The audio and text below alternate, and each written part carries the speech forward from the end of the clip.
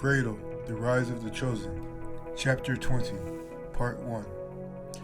Timoni no tel so tulu. With all due respect, precious queen, the slim yet puffy-faced Treasury Secretary began. Jienu hiemoli iria sule omi. Now is the time to invest in our universities. Gianoe was getting annoyed, which was easy for Takuma to see, Itoriyama or not. He almost laughed because the treasury official was too dense to know how to approach his wife, the queen.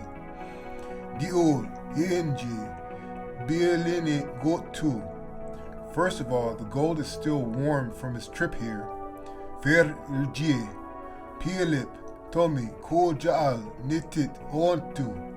Next, we don't have enough professors as it is to teach the upcoming semesters, Gianoe explained.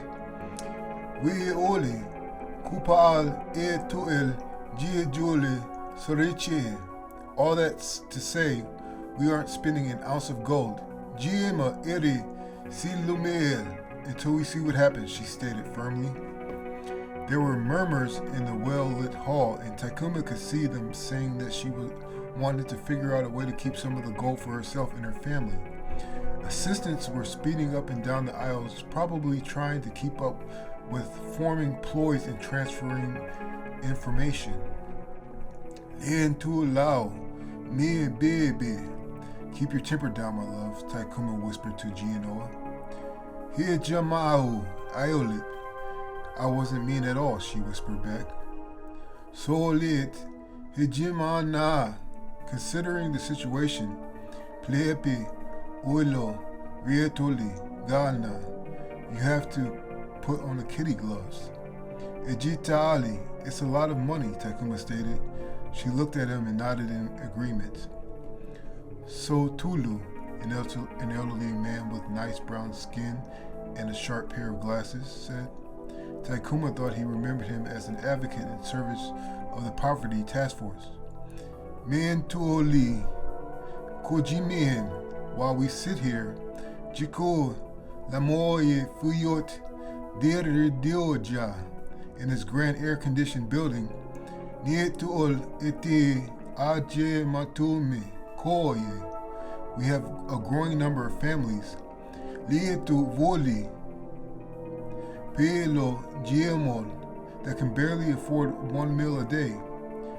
Jikoelid oeloy tami, and you don't want to spend an ounce of gold? The elderly advocate firmly stated, looking up at Gianoe on the bench with a slight tremor in his left hand. Takuma spotted a concerted movement in the council audience, and he didn't like how it felt. Soon it was apparent what they were after because the majority of lawmakers started applauding and yelling support for the old poverty advocate. Queen Gianoe looked at Takuma, and all he could do was make a fist and shake it slightly to encourage her to stay strong, and she nodded and took a deep breath. A neat and conservatively dressed woman in a pantsuit, mid-50s, yelled, Ti kuoli, homono, gig jimakol, pata, doi. There's been rumors that you've been taking expensive trips, the woman yelled. Yomil, dieji, fuoli. Where did you get the money? The woman yelled, and the whole hall went up in a roar. Takuma was starting to get extremely angry, but he just stared straight ahead and breathed evenly. Mejuan, listen, roared the queen.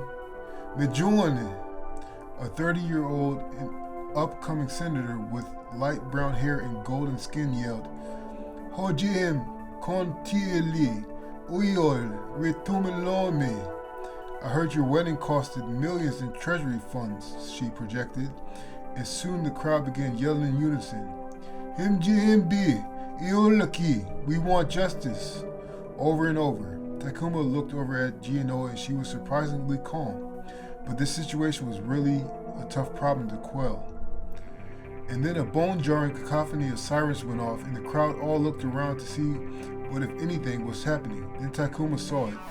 Dozens of gold aircraft flying towards the coastal kingdom over the ocean through a violet rip in the sky. Munil Dama Uyo Itoriyama. You couldn't see this with your eyes? The queen asked and leapt from her seat and ran towards the offices of the hall. The ships were large and intricately constructed. They made a humming sound that Takuma could feel even as he followed his wife out of the hall.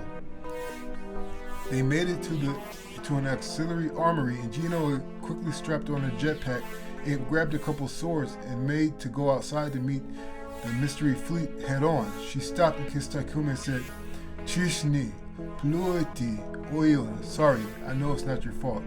He ran after her to the beach and watched her shoot off with such velocity in the sky that she left a booming in her wake. He tracked her extremely accurately with his Itoriyama and saw that she was hovering in front of the lead dreadnought, all with the sirens blaring in alarmed stares at the sky.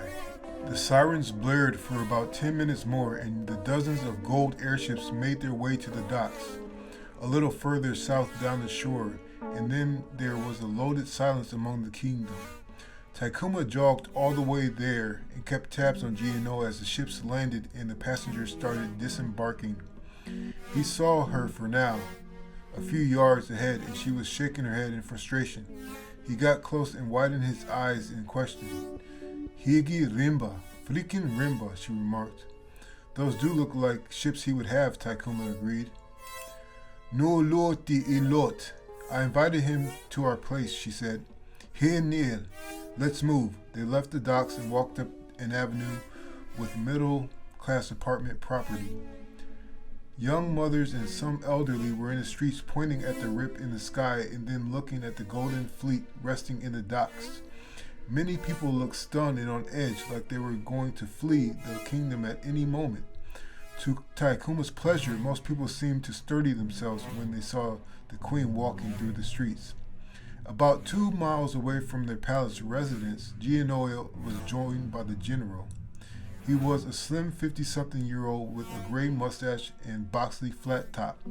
He just wanted assurances there would be no fighting or attacks of any kind, and Gianoia assured him that the Tati Rimba was not going to attack. She was correct, Takuma concluded. Rimba wanted to meet Josh desperately, and all that gold just to start a war with Gianoia's kingdom just wouldn't add up. Unless he just wanted to store his gold first before he took out the royalty. His heart leapt for a moment, but that scenario just made no sense. A block away from their house, Gianoia stopped walking and took a few deep breaths. "Diendul, Tolnie, Itoriyama, Kopi? I want you to scan him down to the bone with your eyes. Understand?" she asked Takuma. "Yeah, baby."